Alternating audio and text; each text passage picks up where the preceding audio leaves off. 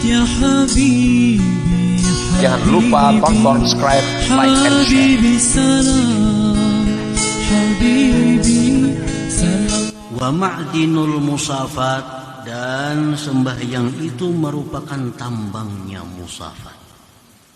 Musafat ini lebih khusus daripada munajat, karena munajat itu bisa di balik pintu, bisa munajat itu di balik tirai.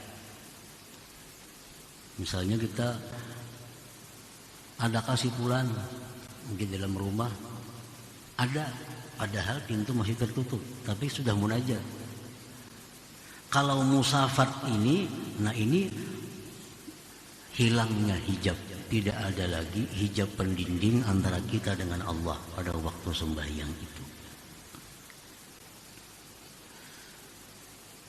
Al-munajatil khalisah minat tashwis, musafat itu artinya adalah munajat yang bersih daripada gangguan-gangguan.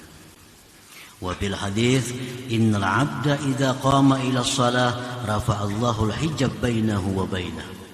Seorang hamba itu bila berdiri kepada sembahyang, Allah angkat hijab antaranya dan antara Allah Subhanahu wa taala. Jadi kalau kita munajat itu masih ada kemungkinan di balik tirai, di balik pintu. Tapi kalau sudah musafat, hilang pendinding, hilang pencegah daripada kita dengan Allah Subhanahu wa taala. Dan itu terjadi di dalam sembahyang itu. Tattasi'u fiha mayadinul asrar, luas pada sembahyang itu midan-midan rahasia. Maksudnya tansyarihu fihal qulub bitawarudil ulum wal ma'arif. Terbuka pada sembahyang itu hati kita. Hati terbuka dalam sembahyang itu untuk menerima kedatangan ilmu-ilmu dan ma'rifat. Dalam sembahyang itu hati kita ini sebenarnya terbuka, menadah untuk masuknya ilmu-ilmu dan ma'rifat dari Allah Subhanahu wa taala. Wa tashruqu fiha shawarikul anwar tatlu'u fil qulub al anwarul lati hiya min samaratil ulum wal ma'arif, dan terbitlah pada hati itu cahaya-cahaya merupakan buah daripada ilmu dan ma'rifat tadi. Jadi waktu sembahyang itu hati kita terbuka menerima ilmu, menerima ma'rifat. Begitu hati menerima ilmu ma'rifat, hati kita menjadi bercahaya. Dan cahaya ini memancar ke seluruh tubuh kita. Nah, para muhibbin rahimakumullah, cahaya itu memancar kepada mata. Maka mata ini terpelihara daripada memandang yang diharamkan. Cahaya itu memancar ke telinga, telinga terpelihara daripada mendengar yang diharamkan oleh Allah. Cahaya memancar ke tangan, tangan pun terpelihara daripada meraba, menjamah, menyentuh yang diharamkan oleh Allah. Cahaya memancar ke kaki, kaki pun terpelihara daripada melangkah kepada hal-hal yang dilarang oleh Allah Subhanahu wa taala. Nah, jadi cahaya itulah yang menyebabkan tubuh kita terpelihara daripada munkar. Sebagaimana yang difirmankan Allah bahwa sembahyang itu mencegah dari kejahatan dan kemunkaran. Nah, iya demikian.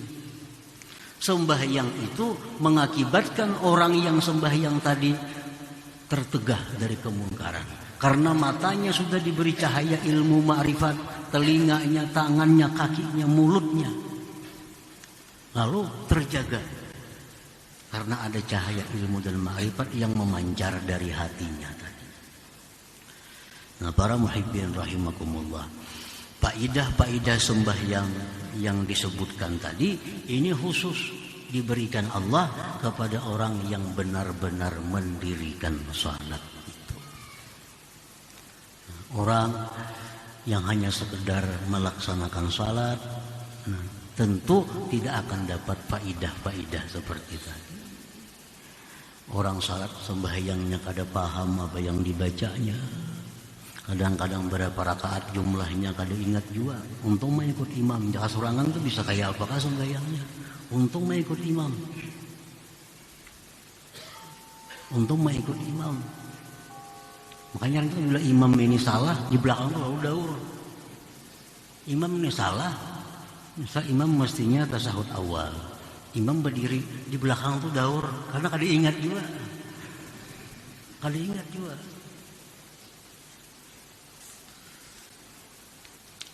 Nah, jadi sembahyang yang demikian tentu kada akan mendapatkan faidah-faidah tadi. Sebenarnya sembahyang itu bisa membentuk jiwa kita menjadi orang yang tawadhu, membentuk tubuh kita terpelihara daripada kemaksiatan dan kemunkaran. Nah, para muhibbin rahimakumullah. Rasulullah dalam sebuah hadis menyatakan, man lam tanhahu salatuhu anil fahsya wal munkar lam tazidhu minallah illa bu'da. Orang yang sembahyang tetapi masih suka maksiat kepada Allah. Orangnya sembahyang aja tapi suka maksiat, masih mata suka memandang haram, mulut masih suka mengata yang haram, tingkah lakunya jauh daripada petunjuk Allah. Nah, orang yang sembahyang tapi tetap melakukan kejahatan, kemunkaran, maka orang ini tidak akan bertambah daripada Allah, melainkan semakin jauh. Nah, semakin jauh. Jadi sembahyangnya itu kada berguna artinya. Gunanya hanya sekedar bahwa dia adalah orang Islam, bahwa dia telah melaksanakan kewajiban. Perkara faidah-faidah sembahyang yang sangat banyak, manfaat-manfaat sembahyang yang sangat banyak kada akan didapat kalau sembahyang hanya sekedar menjaga syarat dan rukunnya. Ini sembahyang asal sah saja. Bila syaratnya terpenuhi, rukunnya bujur, cukup. Nah, sunat-sunatnya kada perlu. Apalagi khusyuknya ditinggalkannya. Nah, sembahyang ini hanya sekedar melaksanakan kewajiban. Sembahyang ini diumpamakan seperti orang yang menghadiahkan kepada raja seorang budak yang cacat. Bukan mendapat hadiah dari raja, tapi justru bisa dihukum. Raja minta kepada rakyat agar tiap rakyat memberikan hadiah kepada raja. Maka rakyat pun datang bawa hadiah kepada raja. Ini orang bawa hadiah kepada raja berupa manusia, berupa budak. Budaknya kada bertangan, budaknya kada berbatis, budaknya lagi bisu, budaknya lagi banyak penyakit. Dihadiahkan kepada raja. Raja bukan terima kasih, raja bukan membalas hadiah, justru bisa menahan ini orang karena dianggap mengulu-ulu dengan raja. Nah, demikian sembahyang itu laksana seorang gadis persembahan kepada raja. Sembahyang yang sempurna, syarat rukunnya, adabnya, sunatnya, laksana gadis yang cantik yang sempurna.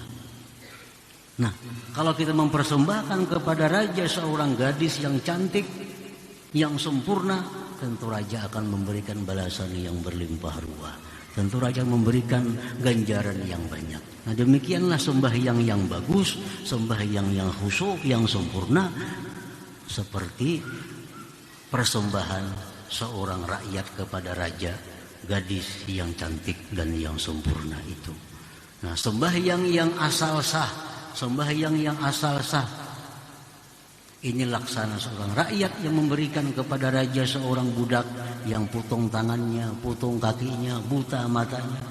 Bukan hadiah yang didapat, tapi bisa ditahan oleh raja karena dianggap merimihkan kerajaan. Nah, para muhibbin rahimakumullah. Oleh karena itu sembahyang kita yang tidak ada khusyuk, sembahyang yang tidak benar adabnya, maka sembahyang tadi dirubah bentuknya menjadi kain usang.